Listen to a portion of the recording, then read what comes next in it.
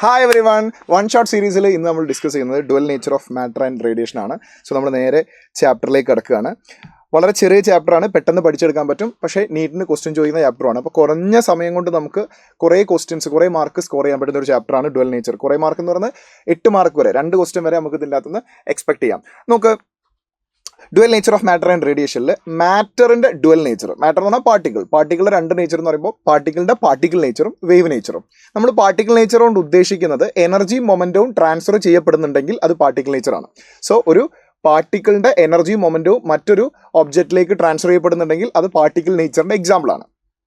Then റേഡിയേഷൻ്റെ dual nature എന്ന് പറയുമ്പോൾ റേഡിയേഷന് 2 nature, ഒന്ന് വേവ് നേച്ചറും പിന്നെ ഒന്ന് പാർട്ടിക്കിൾ നേച്ചറും. ഇപ്പോൾ പാർട്ടിക്കിൾ നേച്ചർ എന്ന് പറയുമ്പോൾ റേഡിയേഷൻ്റെ എനർജി മൊമെൻറ്റവും മറ്റാർക്കെങ്കിലും ട്രാൻസ്ഫർ ചെയ്യപ്പെടുന്നുണ്ട് എങ്കിൽ അത് റേഡിയേഷൻ്റെ പാർട്ടിക്കിൾ നേച്ചറാണ്. സോ ഫസ്റ്റ് നമുക്ക് റേഡിയേഷൻ്റെ പാർട്ടിക്കിൾ നേച്ചറാണ് നമുക്ക് പഠിക്കാനുള്ളത്. സോ അതിലേക്ക് കിടക്കുന്നതിന് മുന്നേ കുറച്ച് ബേസിക് ആയ ക്വസ്റ്റ്യൻ ചെയ്യാം നമുക്ക്. നോക്കടാ, which of the following emission of electron does not take place? താഴെ കൊടുത്തതിൽ ഏതാണ് ഇലക്ട്രോൺ എമിഷൻ അല്ലാത്തത് എന്നാണ് ചോദിച്ചത്. തെർമിയോണിക് എമിഷൻ എന്ന് പറഞ്ഞാൽ മെറ്റലിനെ ചൂടാക്കിയിട്ട് ഇലക്ട്രോൺ എമിറ്റ് ചെയ്യുന്ന എമിഷനെയാണ് നമ്മൾ തെർമിയോണിക് എമിഷൻ എന്ന് പറയുക. അതിന് പുറത്തേക്ക് ഇറങ്ങുന്ന ഇലക്ട്രോൺസിനെ തെർമിയോൺസ് എന്ന് പറയും. അപ്പോൾ തെർമിയോണിക് എമിഷൻ ഓഫ് ഇലക്ട്രോൺ ആണ്. എക്സ്റേ എമിഷൻ എന്ന് പറയുന്നത് എമിഷൻ ഓഫ് ഫോട്ടോൺ ആണ്. അത് ഇലക്ട്രോൺ അല്ല. എക്സ്റേ എന്ന് പറഞ്ഞാൽ റേഡിയേഷൻ ആണ്. അപ്പോൾ റേഡിയേഷൻ എമിറ്റ് ചെയ്യാന്ന് പറഞ്ഞാൽ ഫോട്ടോൺസ് ആണ് എമിറ്റ് ചെയ്യുന്നത്. ഫോട്ടോ ഇലക്ട്രിക് എമിഷൻ, ലൈറ്റ് വന്നിട്ട് മെറ്റൽ സർഫസിൽ ഇട്ട് ചെയ്യുന്നു, ലൈറ്റിൽ നിന്ന് എനർജി അബ്സോർബ് ചെയ്ത് ഇലക്ട്രോൺ എമിറ്റ് ചെയ്യുന്നതാണ് ഫോട്ടോ ഇലക്ട്രിക് എമിഷൻ എന്ന് പറയുക. It is emission of electron. And secondary emission, electron beam വന്നിട്ട് ഒരു മെറ്റൽ സർഫസിൽ ഹിറ്റ് ചെയ്തിട്ട് ഇലക്ട്രോൺ എമിറ്റ് ചെയ്യുന്ന പ്രോസസ്സിന് വിളിക്കുന്ന പേരാണ് സെക്കൻഡറി എമിഷൻ. അങ്ങനെ എമിറ്റ് ചെയ്യുന്ന ഇലക്ട്രോണ് സെക്കൻഡറി ഇലക്ട്രോൺസ് എന്ന് പറയും. അതും ഇലക്ട്രോൺ എമിഷനാണ്. അപ്പോൾ ഇതിൽ ഇലക്ട്രോൺ എമിഷൻ അല്ലാത്തത് എന്നാണ് ചോദിച്ചത്. അല്ലാത്തത് എക്സ്റേ എമിഷനാണ്. Thermions are electrons. എന്തുകൊണ്ടാണ് ഞാൻ നേരത്തെ പറഞ്ഞു കഴിഞ്ഞു. ഫോട്ടോൺസ് എന്താണെന്ന് നമുക്കറിയാം. ജസ്റ്റ് ഒന്ന് പറയാം. Electro magnetic radiation consist of large number of discrete discontinuous packet of energy. അത് ഞാനൊരു എക്സാമ്പിളിന് വേണ്ടി ഡയഗ്രാം വരച്ചാണ്. ഇങ്ങനെയാണെന്നൊന്നും ആരും തെറ്റിദ്ധരിക്കരുത്. ഇങ്ങനെയൊന്നും അല്ല, നമുക്ക് മനസ്സിലാക്കാൻ വേണ്ടി ഒരു എക്സാമ്പിൾ പറയുകയാണ്. നോക്കൂ, ഒരു റേഡിയേഷൻ ഇങ്ങനെ പോകുമ്പോൾ റേഡിയേഷനിൽ എനർജി മൊമെൻറ്റവും ക്യാരി ചെയ്യപ്പെടുന്നുണ്ട്. അപ്പോൾ റേഡിയേഷനിൽ ക്യാരി ചെയ്യപ്പെടുന്ന എനർജി മൊമെൻറ്റം ഒരു ഡിസ്ക്രീറ്റ് ഡിസ്കണ്ടിന്യൂസ് ആയ പാക്കറ്റ് ഓഫ് എനർജി പോലെയാണെന്നാണ്. ആ പാക്കറ്റ് ഓഫ് എനർജിനെ വിളിക്കുന്ന പേരാണ് ഫോട്ടോൺ. ആ അസംഷനിലേക്ക് എത്താനും അതിൻ്റെ ബാക്കി കാര്യങ്ങളൊക്കെ ഒത്തിരി ഉണ്ട്. സോ അതിലേക്കൊന്നും ഞാൻ കിടക്കുന്നില്ല. ഫോട്ടോൺ എന്ന് പറയുന്നത് ഇലക്ട്രോ മാഗ്നറ്റിക് റേഡിയേഷനിലുള്ള ഡിസ്ക്രീറ്റ് ആയ ഡിസ്കണ്ടിന്യൂസ് ആയ പാക്കറ്റ് ഓഫ് എനർജിയാണ്. ഫോട്ടോൺസിന് റെസ്റ്റ് മാസ് ഇല്ല. റെസ്റ്റ് മാസ് 0 ആണ്. റെസ്റ്റിൽ എക്സിസ്റ്റ് ചെയ്യില്ല. ചാർജ് 0 ആണ്. ഇലക്ട്രിക്കലി ന്യൂട്രൽ ആണ്. ഫോട്ടോണിൻ്റെ എനർജി വരുന്നത് is equal to h nu or is equal to h c by lambda. Wave length തന്നിട്ട് എനർജി കണ്ടുപിടിക്കാൻ പലപ്പോഴായിട്ട് നമുക്ക് യൂസ് ചെയ്യേണ്ടി വരും. അതിനൊരു ഷോർട്ട് കട്ട് പഠിച്ചു വെച്ചേക്കുക. Energy in electron volt 1240 divided by lambda in nanometre. അതായത് വേവ് ലെങ്ത് നാനോമീറ്ററിൽ തന്നാൽ, ഇപ്പോൾ 900 നാനോമീറ്ററിൽ തന്നു കഴിഞ്ഞാൽ 1240 ഡിവൈഡ് ബൈ 900 ചെയ്താൽ കറക്റ്റായിട്ട് നമുക്ക് കിട്ടുന്ന വാല്യൂ എന്തായിരിക്കും? Energy in electron volt. And ആംസ്ട്രോമിലാണെങ്കിൽ 1240 divided by lambda in angstrom. Okay, അപ്പോൾ എനർജിയായി. ദെൻ എനർജി ഇലക്ട്രോൺ വോൾട്ട് കണ്ടുപിടിക്കാനുള്ള ഷോർട്ട് കട്ടായി. അടുത്തത് momentum of photon is equal to energy divided by speed of photon, that is 3 × 10⁸. Photon always travel with velocity 3 × 10⁸. Energy is equal to h nu by c or energy is equal to h c by lambda into C. അപ്പോൾ c cancel ആവും. അപ്പോൾ momentum is equal to h by lambda. അപ്പോൾ മൊമെൻറ്റത്തിന് 2 ഇക്വേഷനായി. Then നിങ്ങൾക്ക് new കാണുന്ന സ്ഥലത്തൊക്കെ frequency കാണുന്ന ഇക്വേഷനിലൊക്കെ ആ ഫ്രീക്വൻസിയെ c by lambda, frequency is equal to velocity divide by wavelength, c by lambda വെച്ച് സബ്സ്റ്റിറ്റ്യൂട്ട് ചെയ്ത് കഴിഞ്ഞാൽ മറ്റൊരു ഇക്വേഷനും കൂടെ. അപ്പം ഫ്രീക്വൻസി കാണുന്ന ഇക്വേഷനൊക്കെ നമുക്ക് ഫ്രീക്വൻസിനെ സി ബൈ ലാംഡ സബ്സ്റ്റിറ്റ്യൂട്ട് ചെയ്തിട്ട് മറ്റൊരു ഇക്വേഷനും കൂടി നമുക്ക് ഉണ്ടാക്കാം. Next number of photon. നോക്കൂ, ഒരു ഫോട്ടോണിൻ്റെ എനർജിയാണ് എച്ച് ന്യൂ എന്ന് പറയുന്നത്. അപ്പോൾ അതുപോലെ ഒത്തിരി ഫോട്ടോൺസ് വരുന്നുണ്ടെങ്കിൽ, റേഡിയേഷൻ്റെ അകത്ത് ഒത്തിരി ഫോട്ടോൺസ് വരുന്നുണ്ടെങ്കിൽ ടോട്ടൽ റേഡിയേഷൻ്റെ എനർജി എന്ന് പറയുന്നത് ഒരു ഫോട്ടോണിൻ്റെ എനർജി ഇൻറ്റു എത്ര നമ്പർ ഓഫ് ഫോട്ടോൺ ഉണ്ടോ അത്. ഇനി എനർജി ഡിവൈഡഡ് ബൈ ടൈം, ഇതിനെ ടൈം കൊണ്ട് ഡിവൈഡ് ചെയ്താൽ n h nu divided by t. Energy by time എന്ന് പറയുന്നത് എന്താ? പവറാണ്. So power is equal to number of photon per unit time. Capital N divide by t എന്ന് പറഞ്ഞാൽ number of photon per unit time. Number of photon per unit time small letter n into H nu. അപ്പോൾ power divided by h nu is equal to number of photon per unit time. ഒരു ഇക്വേഷനായി. ഞാൻ നേരത്തെ പറഞ്ഞു new കാണുന്നിടത്തൊക്കെ നിങ്ങൾക്ക് ന്യൂനെ മാറ്റി C by lambda substitute ചെയ്യാം. അപ്പോൾ പവർ ഡിവൈഡഡ് ബൈ എച്ച് ന്യൂക്ക് പകരം സി ബൈ ലാംഡ സബ്സ്റ്റിറ്റ്യൂട്ട് ചെയ്താൽ P lambda by h c. So number of photon per unit time is equal to P lambda by h c. ഇത്രയാണ് ഫോട്ടോൺസുമായി ബന്ധപ്പെട്ട വളരെ പ്രധാനപ്പെട്ട ഇക്വേഷൻസ്. ഇതിൻ്റെ അകത്ത് എപ്പോഴും ഒരു ക്വസ്റ്റ്യൻ ചോദിക്കാറുണ്ട്. ക്ലിയർ ആണെന്ന് വിചാരിക്കുന്നു. അതിൻ്റെ ഒരു ക്വസ്റ്റ്യൻ ചെയ്യാം നമുക്ക്. Number of photon per second on average emitted by a source of monochromatic light of wavelength 600 nanometer when it delivered a power of 3.3 into 10 raised to minus 3. അപ്പോൾ പവർ അവിടെ തന്നിട്ടുണ്ട്, വേവ് ലെങ്ത് തന്നിട്ടുണ്ട്, number of photon per unit ടൈമാണ് കണ്ടുപിടിക്കേണ്ടത്. Sometimes അവർ power തന്നിട്ട് പറയും അത് light produce ചെയ്യാനുള്ള എഫിഷ്യൻസി ഒരു 25% ആണെന്ന്. അപ്പോൾ നിങ്ങൾ എഫക്റ്റീവ് പവർ എടുക്കണം. അപ്പോൾ തന്ന പവർ അങ്ങനെ തന്നെ എടുക്കരുത്. തന്ന പവറിൻ്റെ എത്ര ശതമാനമാണോ ലൈറ്റ് എമിറ്റ് ചെയ്യുന്നത് ആ ശതമാനം എടുക്കണം. അപ്പോൾ 3.3 into 10 raised to minus 3യുടെ 25% ആണ് എഫിഷ്യൻസി എങ്കിൽ ഇൻറ്റു 25/100 അങ്ങനെ ചെയ്തിട്ട് വേണം എഫക്റ്റീവ് പവർ കണ്ടുപിടിക്കാം. പക്ഷേ ഇവിടെ അതിൻ്റെ ആവശ്യമില്ല. ഇവിടെ അങ്ങനെ എഫിഷ്യൻസി പറയുന്നില്ല. എന്ന് വെച്ചാൽ മൊത്തം പവറും ലൈറ്റ് ഫോട്ടോൺസിനെ പ്രൊഡ്യൂസ് ചെയ്യാൻ വേണ്ടിയിട്ടാണ് യൂസ് ചെയ്യുന്നത്. അപ്പോൾ നമുക്കിവിടെ number of photon P lambda by h c. So number of photon P 3.3 into 10 raised to minus 3 lambda 600 nanometre into 10 raised to minus 9 divided by എച്ചിൻ്റെ value 6.6 into 10 raised to minus 34 into 3 into 10 raised to 8. So minus 34ഉം 8ഉം cut ചെയ്താൽ minus 26 കിട്ടും. ഈ രണ്ട് സീറോയും 10 raised to minus 7ഉം cut ചെയ്താൽ മൈനസ് 9ഉം കട്ട് ചെയ്താൽ നമുക്ക് മൈനസ് 7 കിട്ടും അല്ലേ. 9 2 0 9 2 പോയി കഴിഞ്ഞാൽ ബാക്കി 7. യെസ്, 2 0 കട്ട് ചെയ്ത് കഴിഞ്ഞാൽ 10 raised to minus 7 കിട്ടും. മൈനസ് 3ഉം മൈനസ് 7ഉം കൂടെ ചേർത്ത് നമുക്ക് മൈനസ് 10 എഴുതാം. ഓക്കെ, ഇനിവിടെ 6.6ഉം 3.3ഉം കട്ട് ചെയ്താൽ താഴെ ഒരു 2 കിട്ടും. 3ഉം 6ഉം കട്ട് ചെയ്താൽ മുകളിലൊരു 2 ഉണ്ടാവും. 2ഉം 2ഉം വെട്ടിപ്പോയി. ബാക്കിയുള്ളത് 10 raised to minus 10ഉം 10 raised to minus 26ഉം. മൈനസ് 10ഉം മൈനസ് 26ഉം കട്ട് ചെയ്താൽ താഴെ മൈനസ് 16. മൈനസ് 16 മുകളിലേക്ക് വന്നു കഴിഞ്ഞാൽ answer is 10 raised to 16 photons incidenting per 1 second. 10 raised to 16 എന്ന് പറഞ്ഞാൽ എത്ര വലിയ നമ്പർ ആണെന്നുള്ളതൊന്ന് ആലോചിച്ച് നോക്കൂ. 1ഉം 16 0 അത്രയും നമ്പർ ഓഫ് ഫോട്ടോൺസ് ഒരു സെക്കൻഡിൽ വരുന്നുണ്ട്. അപ്പോൾ ഒരു റേഡിയേഷൻ, ഒരു ലൈറ്റ് ഒരു സെക്കൻഡ് ഒരു സർഫസിലേക്ക് ഹിറ്റ് ചെയ്യുക എന്ന് പറഞ്ഞാൽ അത്രയും ഫോട്ടോൺസിന് എത്ര എനർജി ഉണ്ടോ അത്രയും എനർജി ഒരു സെക്കൻഡിൽ വരുന്നുണ്ട് എന്നാണ് അതിൻ്റെ അർത്ഥം. മനസ്സിലായോ? That is quantum theory of light. ആ കൺസെപ്റ്റാണ് ശരിക്കും ക്വാണ്ടം തിയറി ഓഫ് ലൈറ്റ്. അത് ലൈറ്റിൻ്റെ പാർട്ടിക്കൽ നേച്ചറാണ്. അതെങ്ങനെ ലൈറ്റിൻ്റെ പാർട്ടിക്കൽ നേച്ചർ ആയി എന്നുള്ളത് കുറച്ച് കഴിഞ്ഞാൽ നിങ്ങൾക്ക് മനസ്സിലാവും. Photo electric effect. Yes, photo electric effect. ഒരു മെറ്റൽ ഉണ്ട്, ഫോട്ടോ സെൻസിറ്റീവ് ആയൊരു മെറ്റൽ. ഫോട്ടോ ഇലക്ട്രിക് എഫക്റ്റ് കാണിക്കുന്ന മെറ്റലിനെയാണ് ഫോട്ടോ സെൻസിറ്റീവ് മെറ്റൽ എന്ന് പറയുന്നത്. അതൊരു ഇവാക്വേറ്റഡ് ട്യൂബിൻ്റെ ഉള്ളിലാണ്.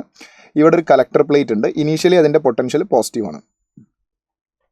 ഓക്കെ, ദെൻ ലൈറ്റ് സോഴ്സിൽ നിന്ന് ലൈറ്റ് വന്ന് മെറ്റലിലേക്ക് ഇൻസിഡൻറ്റ് ചെയ്യുന്നു.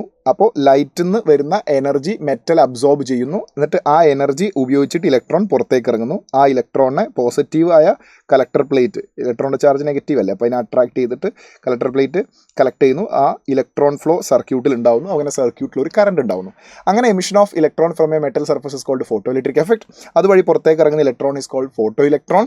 അത് കാരണം ഉണ്ടാവുന്ന current is called photo electric current. Clear? വരുന്ന റേഡിയേഷന് മിനിമം ഒരു എനർജി വേണം. അതായത് ഈ മെറ്റലിന് വർക്ക് ഫംഗ്ഷൻ എന്ന് പറഞ്ഞൊരു ക്വാണ്ടിറ്റി ഉണ്ട്. ആ മെറ്റലിൽ സർഫസിൽ ആറ്റംസ് ഉണ്ടാവും. ആറ്റത്തിൻ്റെ ഔട്ടർ മോസ്റ്റ് ഷെല്ലുകളിൽ ഫ്രീ ഇലക്ട്രോൺസ് ഉണ്ടാവും. ആ ഇലക്ട്രോൺസിന് ആ ആറ്റത്തിൽ നിന്ന് വിട്ട് പുറത്ത് വരണമെങ്കിൽ മിനിമം കുറച്ച് നമ്മൾ എനർജി കൊടുക്കണം. ആ എനർജി ലൈറ്റിൽ നിന്നാണ് നമ്മൾ കൊടുക്കുന്നത്. അപ്പോൾ മിനിമം ആ മെറ്റൽ സർഫസിൽ നിന്ന് ഇലക്ട്രോൺ പുറത്തേക്ക് ഇറങ്ങാൻ എത്ര എനർജി വേണോ ആ എനർജിനെ വിളിക്കുന്ന പേരാണ് work function. Work function is equal to h nu naught. Nu naught എന്ന് പറയുന്നത് ത്രഷോൾഡ് ഫ്രീക്വൻസിയാണ്, നിങ്ങൾക്കറിയാം. ഓർ ന്യൂ കാണുന്നിടത്തൊക്കെ നമുക്ക് സി ബൈ ലാംഡ സബ്സ്റ്റിറ്റ്യൂട്ട് ചെയ്താൽ lambda naught, this is threshold frequency, this is threshold wave length. അപ്പോൾ വരുന്ന റേഡിയേഷന് 3 ഇലക്ട്രോൺ വോൾട്ട് എനർജി ഉണ്ട്. ഒരു ഇലക്ട്രോണിന് പുറത്ത് ചാടാൻ വെറും 0.5 ഇലക്ട്രോൺ വോൾട്ട് മതി എന്ന് വിചാരിച്ചു, ഫോർ എക്സാമ്പിൾ ആണ്. അപ്പോൾ ഇതിൻ്റെ വർക്ക് ഫംഗ്ഷൻ 0.5 ആണ്. വരുന്നതിന് എത്ര ഉണ്ട്? 3 ഉണ്ട്. അപ്പോൾ 3 വന്നു കഴിഞ്ഞാൽ 3 എന്ന് പറയുമ്പോൾ 0.5 മതി ഒരു ഇലക്ട്രോൺ എമിറ്റ് ചെയ്യാൻ. ഓക്കെ, 0.5 ഞാൻ പറയുന്നില്ല, 1 എന്ന് പറയും. അപ്പോൾ കുറച്ചുകൂടി വേഗത്തിൽ മനസ്സിലാവും. ഒരു ഇലക്ട്രോണ് പുറത്ത് കിടക്കാൻ 1 ഇലക്ട്രോൺ വോൾട്ട് എനർജി മതി. വരുന്ന റേഡിയേഷന് 3 ഇലക്ട്രോൺ വോൾട്ട് എനർജി ഉണ്ട്. അപ്പോൾ ഈ വരുന്ന റേഡിയേഷൻ 3 ഇലക്ട്രോണുകളെ എമിറ്റ് ചെയ്യുമെന്ന് വിചാരിക്കരുത്, അത് തെറ്റാണ്. അതുകൊണ്ടാണ് നമ്മൾ ഫോട്ടോണിൻ്റെ ഡെഫിനിഷനിൽ പറയുന്നത് discrete discontinuous packet of energy. അതായത് ഈ 3 ഇലക്ട്രോൺ വോൾട്ട് സ്പ്ലിറ്റ് ചെയ്ത് 3 ആക്കി കൊടുക്കാൻ പറ്റില്ല, അത് ഒറ്റയാക്കി കൊടുക്കാൻ പറ്റൂ. അപ്പോൾ ഈ 3 ഇലക്ട്രോൺ വോൾട്ട് എപ്പോഴും ശ്രദ്ധിക്കുക, ഒരു ഫോട്ടോണിൻ്റെ എനർജി ഒരു ഇലക്ട്രോണിന് മാത്രമേ കൊടുക്കാൻ പറ്റുള്ളൂ. A single photon is only interact with a single electron. അപ്പോൾ 30 ഫോട്ടോൺസ് വരുന്നുണ്ട്, ലൈറ്റിൽ 30 ഫോട്ടോൺസ് വരുന്നുണ്ടെങ്കിൽ അവിടെ 30 ഇലക്ട്രോൺസ് മാക്സിമം എമിറ്റ് ചെയ്യാനുള്ള സാധ്യത ഉണ്ട്. കാരണം ഓരോ ഫോട്ടോൺ ഓരോ ഇലക്ട്രോണിനാണ് എനർജി കൊടുക്കുക. അപ്പോൾ ഈ 3 ഇലക്ട്രോൺ വോൾട്ട് ഒരാൾക്ക് കൊടുക്കുന്നു. അയാൾക്ക് പുറത്തിറങ്ങാൻ എത്ര മതി? 1 ഇലക്ട്രോൺ വോൾട്ട് മതി. ബാക്കി എത്ര ഉണ്ട്? 2 ഇലക്ട്രോൺ വോൾട്ട് ഉണ്ട്. അത് ഇലക്ട്രോണിൻ്റെ കൈനറ്റിക് എനർജി ആയിട്ട് മാറും. സോ ഇലക്ട്രോണിൻ്റെ kinetic energy is equal to വരുന്ന റേഡിയേഷൻ്റെ എനർജി മൈനസ് വർക്ക് ഫംഗ്ഷൻ. അപ്പോൾ ഇലക്ട്രോണിൻ്റെ kinetic energy is equal to വരുന്ന radiation energy minus work function h nu naught. ഇങ്ങനെ വെച്ചിട്ട് നമുക്ക് കൈനറ്റിക് എനർജി കാണാം. വരുന്ന റേഡിയേഷൻ്റെ energy let's say 12 mv². That is equal to h into nu minus nu naught. ഇതിൽ നമുക്ക് velocity is equal to 2h/m. 2നെ എമ്മിനെ അങ്ങോട്ട് റീഅറേഞ്ച് ചെയ്താൽ മതി. Nu minus nu naught. അപ്പോൾ v² ആണ് കിട്ടുക. അതിന് നമുക്ക് റൂട്ട് എടുത്തു കഴിഞ്ഞാൽ വെലോസിറ്റിയുടെ ഇക്വേഷനായി. റെഡി അല്ലേ? ഇനി ഈ ഇലക്ട്രോണ് ഇവിടെ നിന്ന് അങ്ങോട്ടേക്ക് പോവുകയാണല്ലോ. ഇലക്ട്രോണിൻ്റെ ചാർജ് എന്താ? നെഗറ്റീവാണ്. അപ്പോൾ ഇലക്ട്രോൺ ഇങ്ങനെ ഫാസ്റ്റായിട്ട് മൂവ് ചെയ്യാനുള്ള കാരണം റേഡിയേഷൻ്റെ കയ്യിലുള്ള 3 ഇലക്ട്രോൺ വോൾട്ട് എനർജിയിൽ 1 ഇലക്ട്രോൺ വോൾട്ട് എന്തിന് യൂസ് ചെയ്തു? പുറത്തേക്ക് ഇറങ്ങാൻ വേണ്ട മിനിമം എനർജിക്ക് വേണ്ടി യൂസ് ചെയ്തു. ആ ന്യൂക്ലിയസിൻ്റെ ആറ്റത്തിൻ്റെ പിടുത്തത്തിൽ നിന്ന് വിട്ട് പുറത്ത് ഇറങ്ങാൻ വേണ്ടിയിട്ട് നമ്മൾ 1 ഇലക്ട്രോൺ വോൾട്ട് എനർജി യൂസ് ചെയ്തു. That is called work function. അത് കഴിഞ്ഞ് ബാക്കിയുള്ള 2 ഇലക്ട്രോൺ വോൾട്ട് എനർജി ഇല്ലേ, അതാണ് ഇപ്പോൾ ആ എനർജിയാണ് ഇലക്ട്രോൺ മൂവ് ചെയ്യുന്നത്. അതായത് ആ എനർജി വെച്ചിട്ടാണ് ഇലക്ട്രോൺ മൂവ് ചെയ്യണമെങ്കിൽ അതാണ് ഇലക്ട്രോണിൻ്റെ കൈനറ്റിക് എനർജി. ഏടുന്ന ഇലക്ട്രോൺ ആ കൈനറ്റിക് എനർജി കിട്ടി? എവിടുന്നാണ് കിട്ടി? കൈനറ്റിക് എനർജി വെറുതെ ഈ മെറ്റൽ സർഫസിൽ നിന്ന ഫ്രീ ഇലക്ട്രോൺസ് ആയിരുന്നു. അത് പുറത്ത് ചാടുകയും ഓടുകയും ചെയ്യുന്നുണ്ടെങ്കിൽ അതിന് കൈനറ്റിക് എനർജി കിട്ടി. എവിടുന്നാണ് കിട്ടി? ആ കൈനറ്റിക് എനർജി കിട്ടിയത് ഈ റേഡിയേഷൻ്റെ കയ്യിൽ നിന്നാണ്. അപ്പോൾ റേഡിയേഷൻ്റെ എനർജി ഇലക്ട്രോണിലേക്ക് ട്രാൻസ്ഫർ ചെയ്യപ്പെട്ടു. എനർജി ഉണ്ടെങ്കിൽ മൊമെൻ്റ് ഉണ്ടാവും. അപ്പോൾ റേഡിയേഷൻ്റെ എനർജിയും മൊമെൻറ്റവും ഇലക്ട്രോണിലേക്ക് ട്രാൻസ്ഫർ ചെയ്യപ്പെട്ടു. ഒരു കല്ലെടുത്തിട്ട് നമ്മളൊരു ഒബ്ജക്റ്റ് മുകളിലേക്ക് എറിഞ്ഞാൽ കല്ലിന് നമ്മളൊരു എനർജി മൊമെൻറ്റവും കൊടുത്തിട്ടാണ് എറിയുന്നത്. ആ കല്ല് വേറൊരു സർഫസിൽ തട്ടിയാൽ കല്ലിൻ്റെ എനർജി മൊമെൻറ്റവും അടുത്ത സർഫസിലേക്ക് ട്രാൻസ്ഫർ ചെയ്യപ്പെടുന്നു. അത് പാർട്ടിക്കിളുടെ സ്വഭാവമാണ്. അതേ സ്വഭാവമാണ് ഇവിടെ ആര് കാണിച്ചത്? റേഡിയേഷൻ കാണിച്ച്. അപ്പോൾ റേഡിയേഷൻ ഒരു പാർട്ടിക്കിൾ സ്വഭാവമുണ്ട്.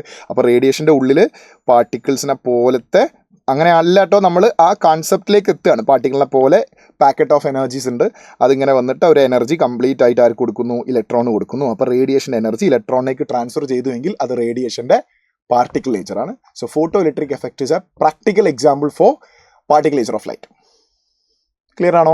അവിടെ നിന്നാണ് നമ്മൾ ഫോട്ടോൻ്റെ discrete discontinuous packet of energy അങ്ങനത്തെ ആശയങ്ങളിലേക്ക് ക്വാണ്ടം ഫിസിക്സിലേക്കൊക്കെ പോകുന്നത്. ഞാൻ അതിൻ്റെ ഡെപ്തിലേക്ക് ഒന്നും കിടക്കുന്നില്ല. അപ്പോൾ നോക്കൂ, ഈ ഇലക്ട്രോൺ നെഗറ്റീവ് ചാർജാണ്. ആ ഇലക്ട്രോൺ ഇങ്ങനെ എ എന്ന് പറഞ്ഞ കലക്ടർ പ്ലേറ്റിൻ്റെ അടുത്തേക്ക് ഓടുകയാണ്. എ എന്ന് പറഞ്ഞ കലക്ടർ പ്ലേറ്റിൻ്റെ പൊളാരിറ്റി പോസിറ്റീവാണ്. സപ്പോസ് ഞാൻ ഇതിൻ്റെ പൊളാരിറ്റി നെഗറ്റീവ് ആക്കി വിചാരിച്ചോ, എനിക്ക് അങ്ങനെ ചെയ്യാൻ പറ്റും. ബിക്കോസ് ഇവിടെ ഒരു കമ്മ്യൂട്ടേറ്റർ ഉണ്ട്. ഇതിൻ്റെ നെഗറ്റീവ് പൊളാരിറ്റി എടുത്തിട്ട് ഇങ്ങനെ തിരിച്ച് ഇങ്ങോട്ടേക്ക് കണക്ട് ചെയ്യാൻ പറ്റും. അതിന് പാകത്തിനാണ് ഇവിടെ കമ്മ്യൂട്ടേറ്റർ വെച്ച് പോസിറ്റീവ് നെഗറ്റീവ് തിരിച്ചു മറിച്ച് വെക്കാൻ. ഇവിടെ നെഗറ്റീവ് പൊളാരിറ്റിയാണ് എന്താ സംഭവിക്കുക? ഈ ഇലക്ട്രോണിൻ്റെ ചാർജ് നെഗറ്റീവാണ്, ഇവിടുത്തെ പൊട്ടൻഷ്യൽ നെഗറ്റീവാണ്. So there will be A repulsion. ആ റിപ്പൽഷൻ കാരണം ഇലക്ട്രോൺ അങ്ങോട്ടേക്ക് കടക്കാൻ പറ്റില്ല. എന്നാലും ഇലക്ട്രോൺ അങ്ങോട്ട് കടക്കുന്നുണ്ട് എങ്കിൽ അതിൻ്റെ അർത്ഥം എന്താ വെച്ചാൽ എ എന്ന് പറഞ്ഞ പ്ലേറ്റിൽ നിന്ന് കിട്ടുന്ന റിപ്പൽഷനേക്കാൾ കൂടുതലാണ് ഇലക്ട്രോണിൻ്റെ അങ്ങോട്ടേക്കുള്ള വെലോസിറ്റി. വേണേൽ എനിക്കിങ്ങനെയും പറയാം, നെഗറ്റീവ് പ്ലേറ്റ് ഇങ്ങോട്ട് കൊടുക്കുന്ന എനർജിനേക്കാൾ കൂടുതൽ എനർജിയിലാണ് ഇലക്ട്രോൺ അങ്ങോട്ടേക്ക് മൂവ് ചെയ്യുന്നത്. അപ്പോൾ ഞാൻ എന്ത് ചെയ്തു വെച്ചാൽ റിയോസ്റ്റാറ്റ് ഉപയോഗിച്ചിട്ട് ഇവിടുത്തെ നെഗറ്റീവ് പൊട്ടൻഷ്യൽ കൂട്ടി. അങ്ങനെ കൂട്ടി ആ നെഗറ്റീവ് പൊട്ടൻഷ്യൽ ഒരു പെർട്ടിക്കുലർ വാല്യൂ എത്തി.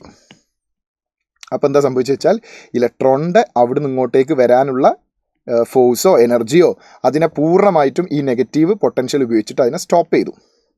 ബിക്കോസ് നെഗറ്റീവ് ചാർജ്ഡ് ആ ഇലക്ട്രോൺ അങ്ങോട്ടേക്ക് വരാൻ ശ്രമിക്കുമ്പോൾ നെഗറ്റീവ് പൊട്ടൻഷ്യൽ അവിടെ നിന്ന് ഇങ്ങോട്ട് റിപ്പൽ ചെയ്യുന്നു. അങ്ങനെ ഇത് വെൽ ഇനഫായി എന്ന് വെച്ചാൽ ഇലക്ട്രോണിനെ പൂർണ്ണമായിട്ടും റിപ്പൽ ചെയ്ത് സ്റ്റോപ്പ് ചെയ്ത് നിർത്താൻ ആവശ്യമായ പൊട്ടൻഷ്യൽ എത്രയാണോ അതാണ് ഞാനിപ്പോൾ ഈ എ എന്ന് പറഞ്ഞ കലക്ടർ പ്ലേറ്റിൽ അപ്ലൈ ചെയ്തത്. അപ്പോൾ അവിടെ ഇലക്ട്രോൺ ഫർദർ ഇനി മൂവ് ചെയ്യില്ല. ഇലക്ട്രോൺ ഫർദർ മൂവ് ചെയ്തില്ല എന്ന് പറഞ്ഞാൽ ഫോട്ടോ ഇലക്ട്രിക് കറണ്ടിനെ സ്റ്റോപ്പ് ചെയ്തു. ഇലക്ട്രോണിൻ്റെ മൂവ്മെൻറ്റ് ഇല്ലെങ്കിൽ പിന്നെ ഫോട്ടോ ഇലക്ട്രിക് കറണ്ട് ഇല്ലല്ലോ. അങ്ങനെ ഫോട്ടോ ഇലക്ട്രിക് കറണ്ട് സ്റ്റോപ്പ് ചെയ്യാൻ വേണ്ടിയിട്ട് എത്ര നെഗറ്റീവ് പൊട്ടൻഷ്യൽ ഞാൻ കൊടുക്കുന്നുണ്ടോ അതിനെ വിളിക്കുന്ന പേരാണ് സ്റ്റോപ്പിംഗ് പൊട്ടൻഷ്യൽ. എന്താ വിളിക്കുക? Stopping potential. Negative potential required to, അതായത് ഇവിടെ നമുക്ക് -5 വോൾട്ടാണ് വേണ്ടത് എങ്കിൽ ഈ -5 വോൾട്ടിനെയാണ് നമ്മൾ സ്റ്റോപ്പിംഗ് പൊട്ടൻഷ്യൽ എന്ന് പറയുക. അപ്പോൾ സ്റ്റോപ്പിംഗ് പൊട്ടൻഷ്യലിൻ്റെ വാല്യൂ എത്രയാണെന്ന് വെച്ചാൽ നമ്മൾ 5 എന്ന് പറഞ്ഞാൽ മതി. കാരണം ആ മൈനസ് ആ ഡെഫിനിഷനിലുണ്ട്. നെഗറ്റീവ് പൊട്ടൻഷ്യൽ എത്രയാ എന്നാണ് ഇപ്പം അവിടെ അപ്ലൈ ചെയ്ത നെഗറ്റീവ് പൊട്ടൻഷ്യൽ എത്ര എന്ന് ചോദിച്ചാൽ നിങ്ങൾ 5 എന്ന് പറഞ്ഞാൽ മതി. കാരണം -5 എന്ന് പറയണ്ട, നീ അപ്ലൈ ചെയ്ത വാല്യൂ എത്രയാണെന്ന് ചോദിച്ചാൽ -5, നീ അപ്ലൈ ചെയ്ത നെഗറ്റീവ് വാല്യൂ എത്രയാണെന്ന് ചോദിച്ചാൽ എന്താ അത് 5 ആണ്. കാരണം അപ്ലൈ ചെയ്ത നെഗറ്റീവ് വാല്യൂ എത്ര, നെഗറ്റീവ് എൻ്റെ ചോദ്യത്തിലുണ്ട്. അപ്പോൾ negative potential required to stop photo electric current എന്നാണ് സ്റ്റോപ്പിംഗ് പൊട്ടൻഷ്യൽ ഡെഫിനിഷൻ തന്നെ. പല കുട്ടികൾക്കുള്ള കൺഫ്യൂഷനാണത്, സ്റ്റോപ്പിംഗ് പൊട്ടൻഷ്യൽ നെഗറ്റീവ് അല്ലേ ആണ്. പക്ഷേ അതിൻ്റെ ഡെഫിനിഷനിൽ അങ്ങനെ പറയുന്നുണ്ട് നമ്മൾ negative potential required to stop photo electric current. അതിനെയാണ് നമ്മൾ എന്ത് വിളിക്കുക? സ്റ്റോപ്പിംഗ് പൊട്ടൻഷ്യൽ വിളിക്കുക. അപ്പോൾ സ്റ്റോപ്പിംഗ് പൊട്ടൻഷ്യൽ എത്രയാണെന്ന് ചോദിച്ചാൽ നമ്മൾ 5 എന്ന് പറഞ്ഞാൽ മതി. ഇനി ആൻസറിൻ്റെ അകത്ത് -5 ഉണ്ടെങ്കിൽ നിങ്ങൾക്ക് -5 ഓപ്റ്റ് ചെയ്യാം. നിങ്ങൾക്ക് കിട്ടിയ ആൻസർ 5 ആണെങ്കിൽ അത് ഓപ്ഷനിൽ -5 ഉണ്ടെങ്കിൽ -5 ഓപ്റ്റ് ചെയ്യണം. 3 ആണെങ്കിൽ -3 -3 ഓപ്റ്റ് ചെയ്യണം. പക്ഷേ -3 ഇല്ല എങ്കിൽ 3 ആണ് ഓപ്റ്റ് ചെയ്യേണ്ടത്. നൺ ഓഫ് ദിസോ അല്ലെങ്കിൽ വേറെ ഒന്നോ പോയിട്ട് ഓപ്റ്റ് ചെയ്യരുത്. പറഞ്ഞ് മനസ്സിലായോ? ഇനി സ്റ്റോപ്പിംഗ് പൊട്ടൻഷ്യൽ എങ്ങനെ കണ്ടുപിടിക്കാം? ശരിക്കും സ്റ്റോപ്പിംഗ് പൊട്ടൻഷ്യലും കൈനറ്റിക് എനർജി ഈക്വലാണ്. കാരണം അവിടുന്ന് ഇങ്ങോട്ടേക്ക് എത്ര വേഗത്തിൽ വരാൻ ശ്രമിക്കുന്നുണ്ടോ അത്രയും എനർജി അവിടുന്ന് ഇങ്ങോട്ടേക്ക് കൊടുത്തുകൊണ്ടാണ് ഇലക്ട്രോൺസ് സ്റ്റോപ്പ് ആയത്. അപ്പോൾ ശരിക്കും സ്റ്റോപ്പിംഗ് പൊട്ടൻഷ്യൽ നടക്കുന്ന സമയത്ത് നമുക്ക് ഇങ്ങനെ എഴുതാൻ പറ്റും. Kinetic energy is equal to അവിടുന്ന് ഇങ്ങോട്ടേക്കുള്ള പൊട്ടൻഷ്യൽ എനർജി. ഈ ചാർജിന് V0 പൊട്ടൻഷ്യൽ കിട്ടുന്ന എനർജിയാണ് ഈ V0 എന്ന് പറയുന്നത്, ഇലക്ട്രോൺ വോൾട്ട്. അപ്പോൾ kinetic energy divide by charge of electron is equal to V0. This is what stopping potential. Kinetic എനർജിനെ ചാർജ് ഓഫ് ഇലക്ട്രോൺ ഡിവൈഡ് ചെയ്താൽ, ജൂൾ എനർജിനെ ചാർജ് ഓഫ് ഇലക്ട്രോൺ കൊണ്ട് ഡിവൈഡ് ചെയ്താൽ നമുക്ക് ഇലക്ട്രോൺ വോൾട്ടിൽ എനർജിയാണ് കിട്ടുക. അപ്പോൾ ഞാൻ ഈ പറയുന്ന പോയിന്റ് പഠിച്ചാൽ മതി. ഇതൊന്നും മനസ്സിലായിട്ടില്ല എങ്കിൽ നിങ്ങൾക്ക് പ്രോബ്ലം ചെയ്യാൻ പറ്റും. എങ്ങനെയെന്നറിയോ? ഒരു ഇലക്ട്രോണിൻ്റെ കൈനറ്റിക് എനർജി 3 ഇലക്ട്രോൺ വോൾട്ട് ആണ് എന്ന് പറഞ്ഞാൽ ആ ഇലക്ട്രോണിനെ സ്റ്റോപ്പ് ചെയ്യാൻ വേണ്ട സ്റ്റോപ്പിംഗ് പൊട്ടൻഷ്യൽ 3 വോൾട്ട് ആണ്. Very simple. എത്രയാണോ കൈനറ്റിക് എനർജി ആ വാല്യൂ ആണ് സ്റ്റോപ്പിംഗ് പൊട്ടൻഷ്യൽ. വളരെ സിമ്പിളാണ്. ഒരു ഇലക്ട്രോണിനെ സ്റ്റോപ്പ് ചെയ്യാൻ വേണ്ട കൈനറ്റിക് എനർജി ഒരു ഇലക്ട്രോണിൻ്റെ കൈനറ്റിക് എനർജി 1.5 ഇലക്ട്രോൺ വോൾട്ട് ആണ് എങ്കിൽ അതിൻ്റെ സ്റ്റോപ്പിംഗ് പൊട്ടൻഷ്യൽ 1.5 വോൾട്ട് ആണ്. ഇനി ജൂളിലാണ് നമുക്ക് തന്നെങ്കിൽ കൈനറ്റിക് എനർജി ജൂൾ തന്നാൽ അതിനെ ചാർജ് ഓഫ് ഇലക്ട്രോൺ ഡിവൈഡ് ചെയ്തിട്ട് ഇലക്ട്രോൺ വോൾട്ടിലേക്ക് ആക്കണം. ആ ഇലക്ട്രോൺ വോൾട്ടിലേക്ക് എത്ര വാല്യൂ ഉണ്ടോ അതാണ് അതിൻ്റെ സ്റ്റോപ്പിംഗ് പൊട്ടൻഷ്യൽ. മനസ്സിലായോ? ഓക്കെ. ഇനി 1-2 സ്റ്റേറ്റ്മെൻറ്റ് ക്വസ്റ്റ്യൻസ് വരുമ്പോഴുള്ള കൺസെപ്റ്റ് ഞാൻ പറഞ്ഞുതരാം. മക്കൾ നന്നായിട്ട് ശ്രദ്ധിക്കണം. വരുന്ന റേഡിയേഷൻ്റെ 2 പ്രോപ്പർട്ടീസ് നമുക്ക് ചേഞ്ച് ചെയ്യാൻ പറ്റും. ഒന്ന് ഇൻറ്റൻസിറ്റി, രണ്ടാമത്തത് ഫ്രീക്വൻസി. ഒന്ന് കോൺസ്റ്റൻ്റ് ആക്കി നിർത്തിയിട്ട് മറ്റേ നമുക്ക് ചേഞ്ച് ചെയ്യാൻ പറ്റും. സോ ഫസ്റ്റ് ഞാൻ ചേഞ്ച് ചെയ്യുന്നത് ഇൻറ്റൻസിറ്റിയാണ്. Frequency is constant. ഞാൻ ഇനി പറയുന്ന ഒരു 20 സെക്കൻഡ് നന്നായിട്ട് ശ്രദ്ധിക്കണം. കാരണം ഇതിൽ ഒരുപാട് കണ്ടന്റുകളുണ്ട്. Listen very carefully. നമ്മൾ വളരെ കുറഞ്ഞ സമയം കൊണ്ട് ചാപ്റ്റർ പഠിച്ചെടുക്കുകയാണ്. അപ്പോൾ അതുകൊണ്ട് ഒരുപാട് പോയിന്റുകൾ നമ്മൾ കണക്ട് ചെയ്തിട്ടായിരിക്കും പറയാം. അപ്പോൾ നന്നായിട്ട് ശ്രദ്ധിക്കണം. നോക്കൂ, ഫ്രീക്വൻസി ഞാൻ കോൺസ്റ്റൻ്റ് ആക്കി വെച്ച് ഇൻറ്റൻസിറ്റി കൂട്ടുകയാണ്. ഒറ്റ പ്രാവശ്യം പറയുക, ശരിക്കും ശ്രദ്ധിക്കണം. ഫ്രീക്വൻസി ഞാൻ കോൺസ്റ്റൻ്റ് ആക്കി വെച്ച് ഇൻറ്റൻസിറ്റി കൂട്ടുകയാണ്. അപ്പോൾ ഈ ലൈറ്റിൻ്റെ ഇൻറ്റൻസിറ്റി കൂടുക എന്ന് പറയുമ്പോൾ ലൈറ്റിൻ്റെ ബ്രൈറ്റ്നസ്സാണ് കൂടുക. ലൈറ്റ് കുറച്ചുകൂടെ തെളിച്ചമുള്ള ലൈറ്റായിട്ട്, നല്ല ഇൻറ്റൻസിറ്റി കൂടിയ ബ്രൈറ്റ്നസ് കൂടിയ ലൈറ്റായിട്ട് മാറും. അപ്പോൾ എന്താ സംഭവിക്കുന്നത് വെച്ചാൽ ഈ ലൈറ്റിൻ്റെ ഫ്രീക്വൻസി റിമൈൻ സെയിമാണ്. കാരണം ഫ്രീക്വൻസി ഫിക്സ്ഡാണ്. അപ്പോൾ ഈ ലൈറ്റിൻ്റെ എനർജി സെയിം ആണ്. ഫോട്ടോണിൻ്റെ energy is equal to h ആണ്. ന്യൂ മാറാതെ എനർജി മാറില്ല. അപ്പോൾ ഫോട്ടോണിൻ്റെ എനർജി മാറില്ല, റിമെയിൻ സെയിം. അപ്പോൾ ഇൻറ്റൻസിറ്റി കൂട്ടുമ്പോൾ ഫോട്ടോണിൻ്റെ എനർജി മാറുന്നില്ല. പക്ഷേ ഫോട്ടോണിൻ്റെ നമ്പർ ഓഫ് ഫോട്ടോൺ ഉണ്ടാവില്ല, ഒരു സെക്കൻഡിൽ വന്ന് വീഴുന്ന നമ്പർ ഓഫ് ഫോട്ടോൺ അത് ഇൻക്രീസ് ചെയ്യും. അപ്പോൾ when you increase intensity of light, energy of photon remain same, but number of photon will increase. Number of photon increase ചെയ്ത് എന്താ സംഭവിക്കുക? ഒരുപാട് ഫോട്ടോൺസ് വന്ന് വീണ് കഴിഞ്ഞാൽ ഒരുപാട് ഇലക്ട്രോൺസ് എമിറ്റ് ചെയ്യും. ഒരുപാട് ഇലക്ട്രോൺസ് എമിറ്റ് ചെയ്യുമ്പോൾ നമ്പർ ഓഫ് എമിറ്റഡ് ഇലക്ട്രോൺ കൂടുമ്പോൾ ഇതിലൂടെ ഫ്ലോ ചെയ്യുന്ന കറണ്ടിൻ്റെ മാഗ്നിറ്റ്യൂഡ് കൂടും. അപ്പോൾ ഫോട്ടോ ഇലക്ട്രിക് കറണ്ട് കൂടും. പക്ഷേ എമിറ്റ് ചെയ്യുന്ന ഇലക്ട്രോണിൻ്റെ എണ്ണം കൂടുമെങ്കിലും എമിറ്റ് ചെയ്യപ്പെടുന്ന ഇലക്ട്രോണിൻ്റെ ഒക്കെ കൈനറ്റിക് എനർജി ചെയ്യുമായിരിക്കും. അപ്പോൾ ഇൻറ്റൻസിറ്റി കൂട്ടുന്നതിന് മുന്നേ 10 ഇലക്ട്രോൺ ആണ് പുറത്തേക്ക് ഇറങ്ങുന്നത്. ഒരു ഇലക്ട്രോണിൻ്റെ കൈനറ്റിക് എനർജി 2 ഇലക്ട്രോൺ വോൾട്ട് ആണെന്ന് വിചാരിച്ചോ. നിങ്ങൾ ഇൻറ്റൻസിറ്റി കൂട്ടി കഴിഞ്ഞാൽ ചിലപ്പോൾ ഒരു 20 ഇലക്ട്രോൺ പുറത്തേക്ക് ഇറങ്ങും. നേരത്തെ 10 ആയിരുന്നു, ഇപ്പോൾ 20 ആയി. പക്ഷേ ഇറങ്ങുന്ന 20 ഇലക്ട്രോണിൻ്റെ കൈനറ്റിക് എനർജി എത്ര തന്നെ ആയിരിക്കും? 2 ഇലക്ട്രോൺ വോൾട്ട്. ഓരോന്നിൻ്റെ കൈനറ്റിക് എനർജി എത്ര തന്നെ ആയിരിക്കും? 2 ഇലക്ട്രോൺ വോൾട്ട്. കൈനറ്റിക് എനർജി മാറുന്നില്ല എങ്കിൽ സ്റ്റോപ്പിംഗ് പൊട്ടൻഷ്യൽ മാറില്ല. കാരണം കൈനറ്റിക് എനർജിയുടെ മാഗ്നിറ്റ്യൂഡ് ആണല്ലോ stopping potential. So this is the point number 1. Listen very carefully. When you increase the intensity of incident light keeping frequency constant, number of photon per unit time will increase. Photoelectric current will increase. Number of emitted electron will increase, but energy of single photon remains same. Kinetic energy of single electron remains same. Stopping potential remains same. Stopping potential and kinetic energy of emitted electron is independent upon intensity, only depends upon frequency.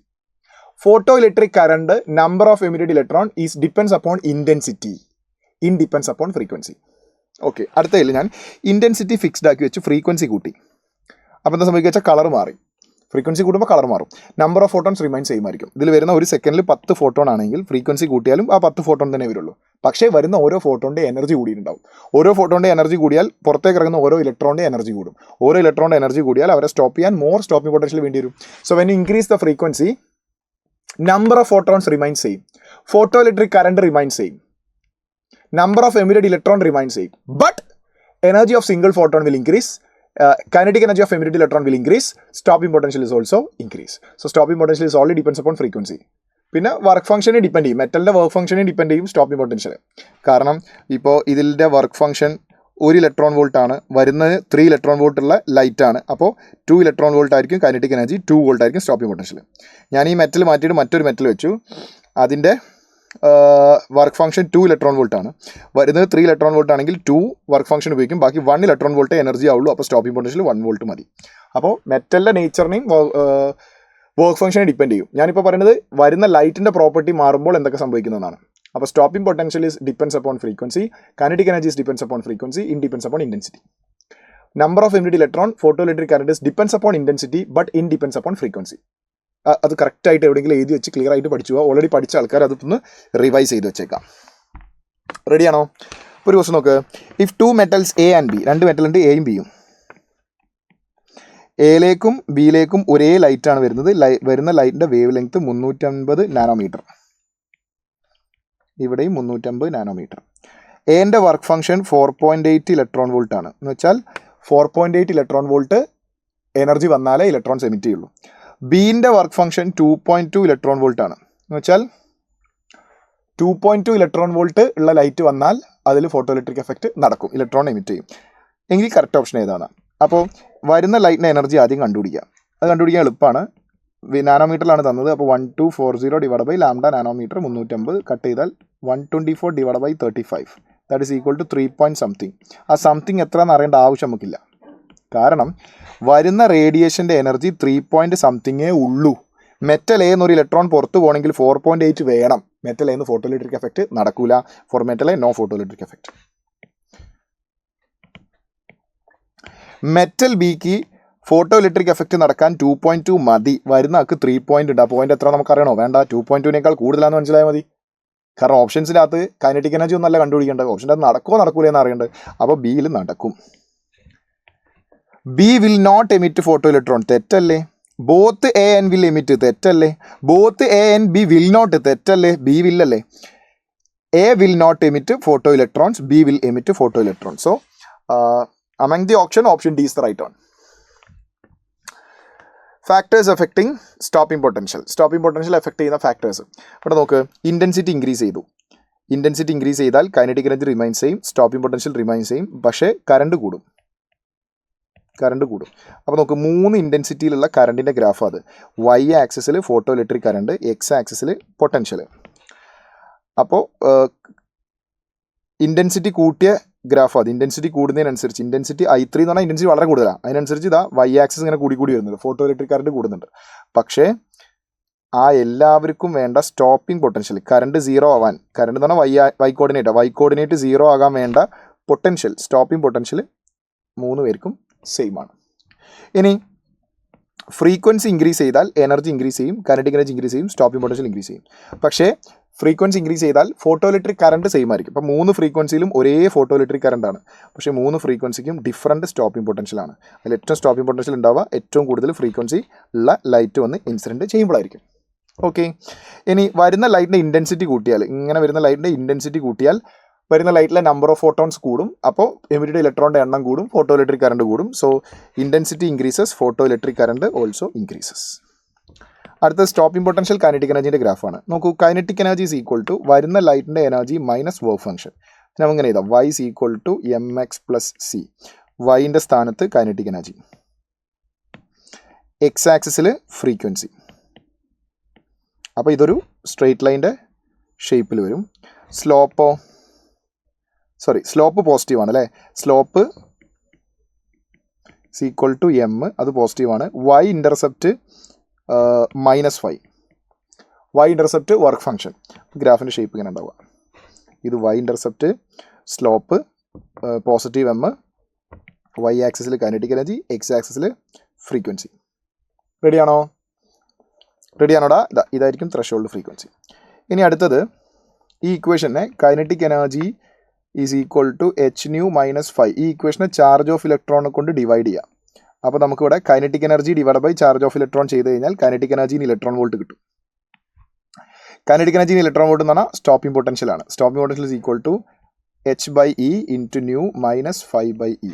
അപ്പോൾ stopping പൊട്ടൻഷ്യലിൻ്റെയും ഫ്രീക്വൻസിൻ്റെയും graph വരച്ച് കഴിഞ്ഞാൽ അതേ shape തന്നെ കിട്ടുക.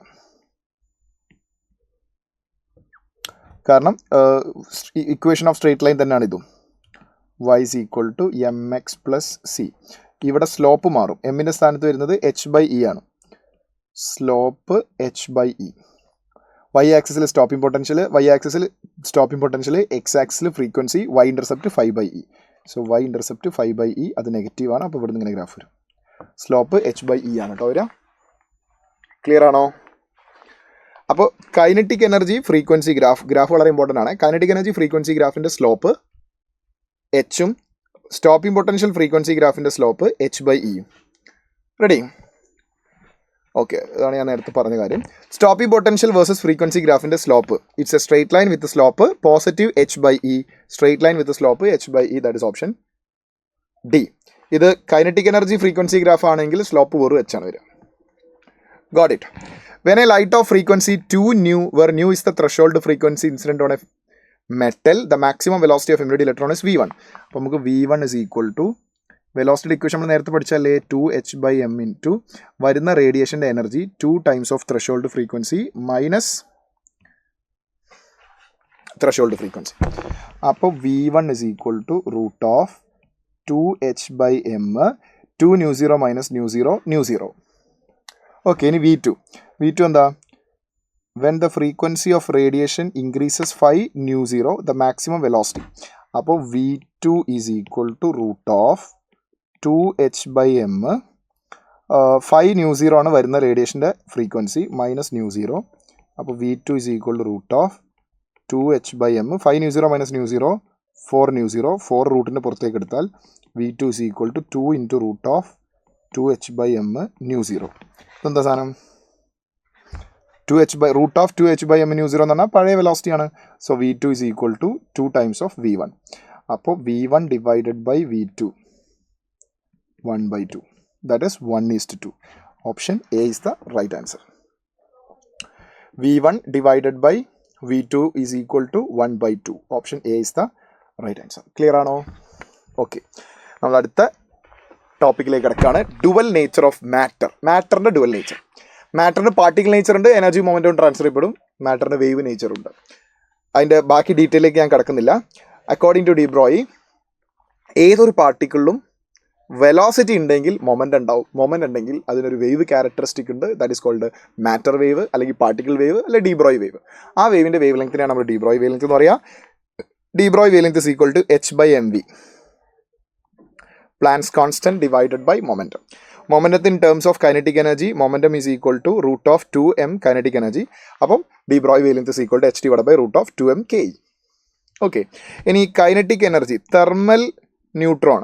A neutron is thermal equilibrium with the surrounding ആണെങ്കിൽ thermal neutronന്റെ kinetic energy 3/2 Boltzmann constant into temperature. അതിവിടെ substitute ചെയ്യാം. അവിടെ സബ്സ്റ്റിറ്റ്യൂട്ട് ചെയ്ത് കഴിഞ്ഞാൽ h divided by root of 2m into kinetic എനർജിക്ക് 3/2 KT. 2 കട്ടാവും. അപ്പോൾ m ഇൻറ്റു 3 ഇൻറ്റു KT എന്ന് കിട്ടും. That is 3m KT. K എന്ന് പറയുന്നത് ബോൾട്സ്മാൻ കോൺസ്റ്റൻ്റ് ആണ് കേട്ടോ.